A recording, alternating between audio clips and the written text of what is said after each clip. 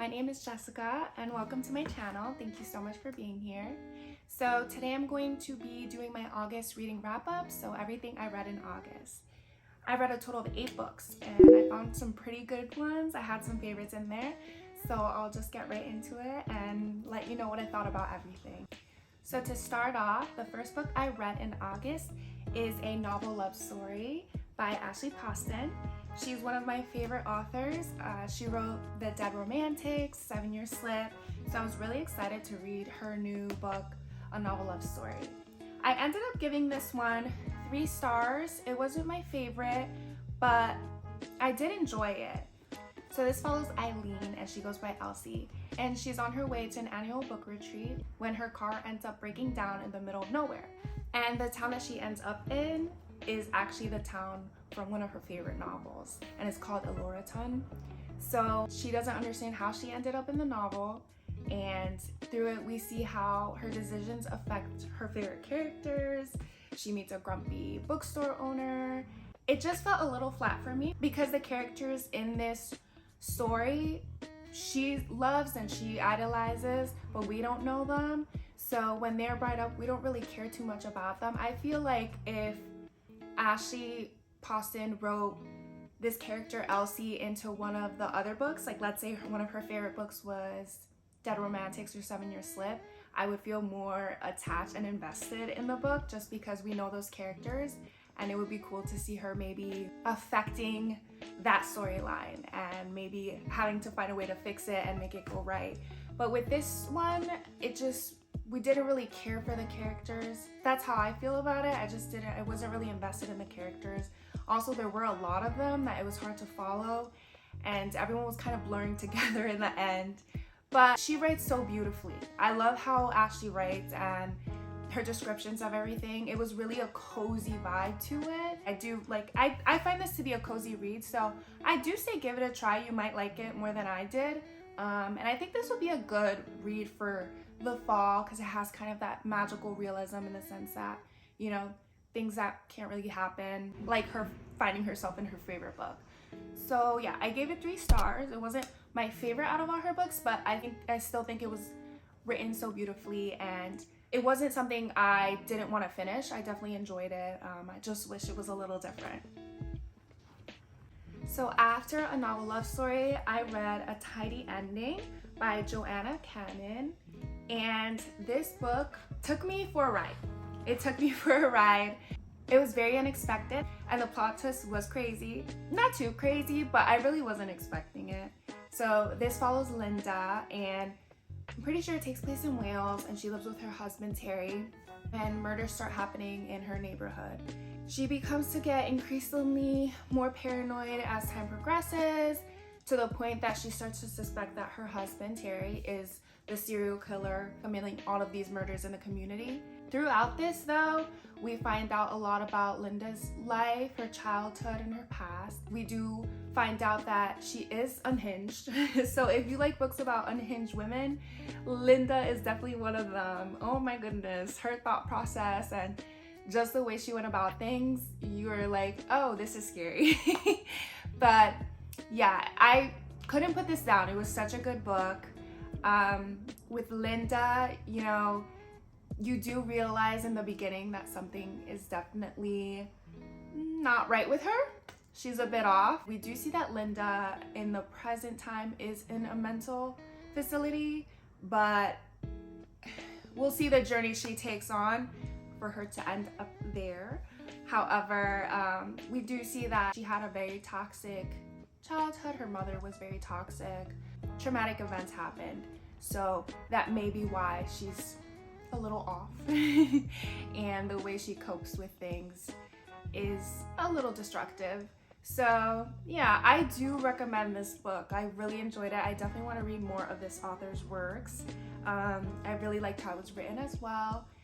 Yeah, it was really interesting. I think this would be a good fall read as well, just because it is creepy. It gives that sense of like unease, and you're just wondering the whole time like what is actually going on. So it definitely took me by surprise. I feel like many others would too, but I do recommend this. I gave it 4 stars. So next on my Kindle, I read In a New York Minute, And this was honestly a cute little rom-com.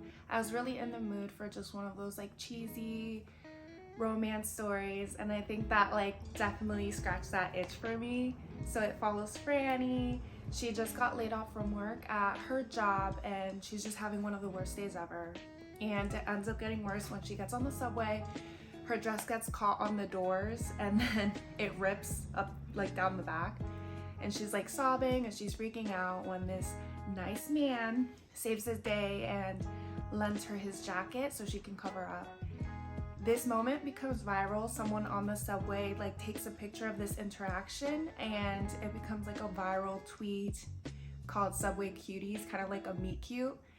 So through this, they form a relationship because they get asked to go on like talk shows and just talk about the whole situation, and everyone's like feeding into it and they're loving it. But when she does meet the man again, he kind of comes off like a jerk because he's a very serious guy and he's awkward and doesn't have great social cues, and she's very bubbly and outgoing. So they kind of rub each other the wrong way. But through these interactions, they learn more about each other. A cute little romance forms, and yeah, it was a cute read. Not too much to talk about with this book. I did enjoy it. If you're looking for like a quick, easy rom-com, I definitely recommend it. I gave it a 4-star. So after a tidy ending, I read on my Kindle, and I read, sorry, I have my notes here, Definitely Better Now, and it is by Ava Robinson.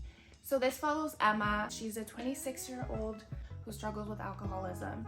So in this story, we're able to see how Emma is handling her 1 year of sobriety. Part of her AA program is that once you reach the 1 year, they feel confident in you, where you can start being more social, start forming more relationships. They usually don't recommend doing that before you make your 1 year, just because it can cause a lot of issues in sobriety and cause a lot of relapses.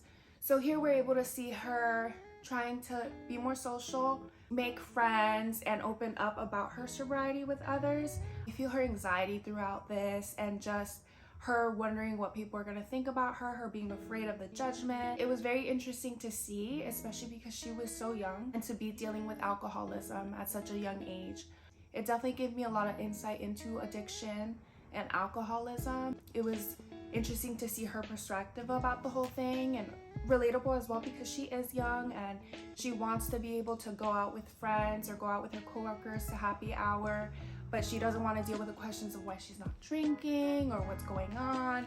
She doesn't want to be perceived as anything, and at work no one knows about her. She keeps to herself. They don't really know about her social life or anything that she's gone through. So it is really interesting to see her open up about it. I think it's an important read as well. If you know someone who's struggling with sobriety, or you yourself are, just to see how it is that she deals with it. I feel like she was very mature in the way she handled a lot of it, and I was worried for her. I was rooting for her, and yeah, I thought it was a great read. I really did. I gave this 4 stars. So this was an ARC, and I usually get my ARCs from NetGalley. If you were ever interested in trying to get ARCs from publishers, I usually request them on NetGalley, and it's such an awesome tool to use, and usually you do get approved for a lot of ARCs as long as you keep up with the reviews and have a good percentage on there. So I do recommend if you're ever interested in getting your hands on early releases and everything like that. So after Definitely Better Now, I read Worry by Alexandra Tanner, and this book was really funny and very random, and honestly unhinged as well.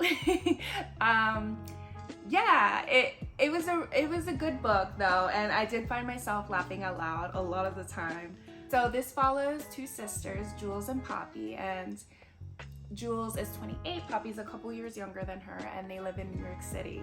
And it's just showing the relationship, them navigating living together in New York City, their struggles. They fight a lot, they argue a lot of talks about mental health, anxiety, depression, but you know, it just shows it in a sister dynamic. And honestly, the way that they interacted and the way that they bickered, I thought it portrayed a good relationship towards sisters, because it can be like that, or just like the random conversations that they will have. There were many parts that were really funny, and I actually found myself laughing out loud from it. But there were also really random parts, and I mean the ending was so weird too, and I was just kind of like, but yeah, I did enjoy that. There's not really much to say about it, you know. It's just there's not really a plot to it. It's mostly looking into the relationship and just seeing how they handle different hurdles in their life, you know, trying to navigate life together. I gave it 3 stars. I think I would read it again. I do recommend. Yeah, it's just it was hilarious. And after Worry, I read Just for the Summer by Abby Jimenez. I actually listened to that one on audiobook. I kept thinking I read it on my Kindle, but I listened to it on audiobook, and I actually recommend listening it on there. The narrators did such a great job, and they had a male and a female narrated, so because it's dual POV, and it was such a good story. I really enjoyed this. I do enjoy anything Abby Jimenez writes, but this one will probably be one of my favorites. I still have to read Yours Truly, which I kind of wished I read before this, because they're interconnected series. So mostly people say to read Part of Your World, Yours Truly, and then Just for the Summer, but I skipped and I listened to Just for the Summer first. It follows Emma and Justin. So Emma, she's a traveling nurse. Justin is an engineer. They connect through a Reddit thread where they both believe that they have this curse where anyone they date after they break up with them, they find their true love. So through conversation, they decide, how about we reverse the curse by dating each other? That way when we break up, then we'll find our true love, soulmate, whatever it is. So Emma, it's easy for her to go meet Justin because she is a traveling nurse, so she meets him in Minnesota, and it's just very sweet. You know, through this, they hang out, they form a relationship, she meets his family, his friends, and it was just the cutest thing, honestly. I really like Justin. They have such good banter as well. This does have a lot of heavy topics as well. I really enjoyed it, and I think it's an important read. I think Abby Jimenez is really good at mental health representation and just about working through experiences that may be traumatic to you and talking about it. And I really like this book because she had a strong support system. Her friends and Justin were very present in her life for her, and it was just really nice to see. But I do recommend this book. It was a really good summer read. It takes place at a lake, and she lives in a cottage, and it was just so cute. I love like the descriptions of everything and how she would drive a pontoon boat to go to work, and yeah, it was really good. I'm excited to read more of her work as well. But yeah, I gave it 4 stars for Just for the Summer. So after that, I read the 3rd book in the Finley Donovan series, and it's Finley Donovan Jumps the Gun. And I love this series. The first one is Finley Donovan is Kindling It.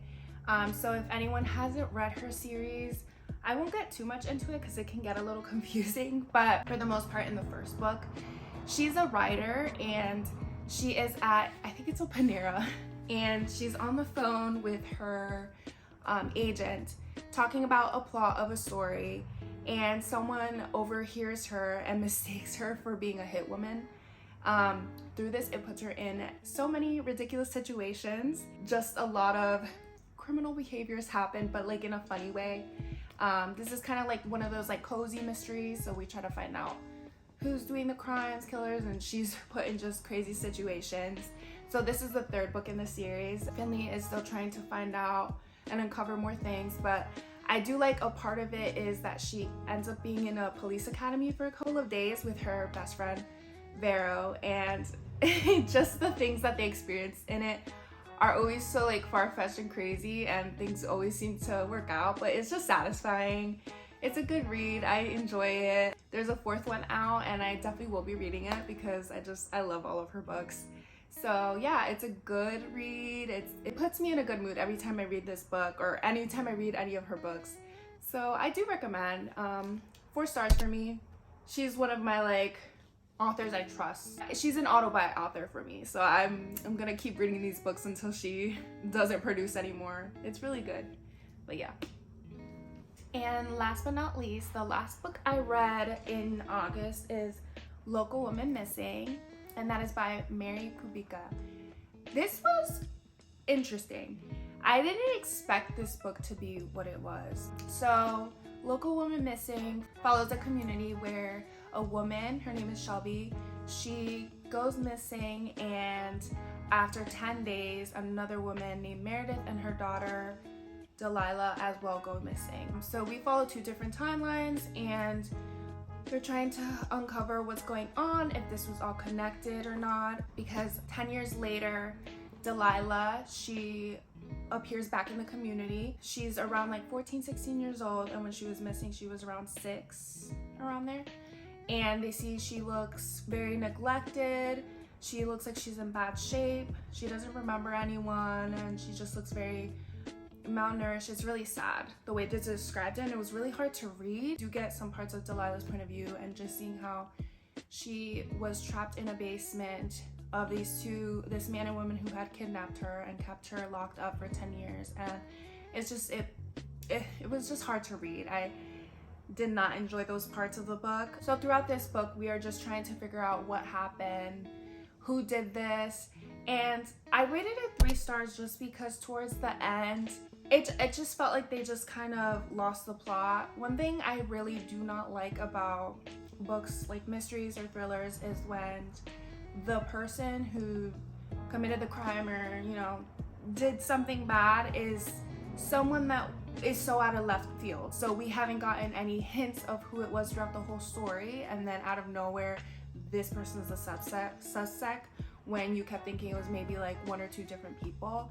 I just don't like that. I'm always like, we should have some form of suspicion, but to like put this certain person to be the one that caused this whole situation is just always like, okay. So I don't know. I didn't really like the ending. I like the ending in the sense everything turned out okay, but the person who did it to be that person, it just felt like you were really trying to steer us in the wrong direction and like make us think one thing and it ends up being another, but like without even one hint. So I was just like, okay. So that part I didn't really like. So I did rate it 3 stars. It was an okay read. I don't know. I do want to check out more of her books. Maybe I'd like her other writing, but for this one, I just didn't really enjoy it. I think even just what Delilah went through, it was just hard to read. So these are all the books I read in August. I am excited to share what I will be reading for September. I have a really big fall TBR as well, so I think I might make a video sharing that. But thank you so much for being here. Thank you so much for tuning in. And if you want, in the comments, you can jot down below what you read in August, what was your favorite read, what books you didn't really like or DNF'd, and maybe what books you're excited to read for the fall. But thank you so much. I hope you come back. I hope to see you again.